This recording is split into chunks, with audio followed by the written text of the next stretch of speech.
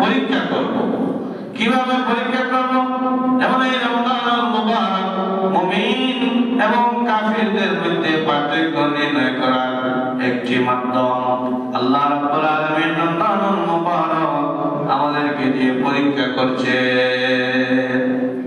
এই রমজানুল মুবারক কাদের জন্য কষ্ট হয় এবং কারা এই রমজানুল মুবারকে তারা স্বাগত জানায়, এই জিনিসটা আল্লাহ রাব্বুল আলামিন পরীক্ষা করবেন।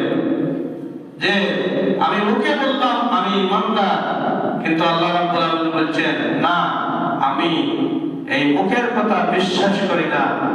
কাজের মাধ্যমে যদি তোমরা পরিচয় দিতে পারো কে মুমিন কে মুসলমান কে মুনাফিক, কাজের মাধ্যমে পরিচয় হবে।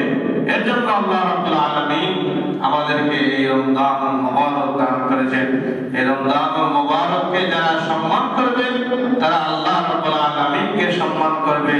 এই রমজানুল মুবারকে যারা দিনের বেলা পানাহার করবে তারা এই রমজানুল মুবারককে অসম্মান করলো এবং তাদের শাস্তি আল্লাহ সুবহানাহু ওয়া তাআলার হাতে রয়েছে। আল্লাহ রাব্বুল আলামিন তাদেরকে জাহান্নামে প্রবেশ করাবেন।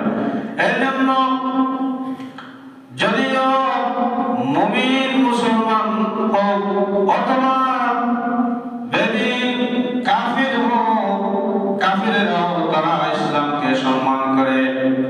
এক বেঈমান এক হিন্দু মহিলা তার সন্তানকে এই মুসলমানের রোজার দিন ওই সন্তান খাওয়ার কারণে ওই সন্তানকে সে অনেক প্রহার করেছিল এবং তার বিচার করেছিল যে মুসলমানের রমজানের দিন তুমি তাদের সামনে পানাহার করছো, এটা তুমি ঠিক করনি।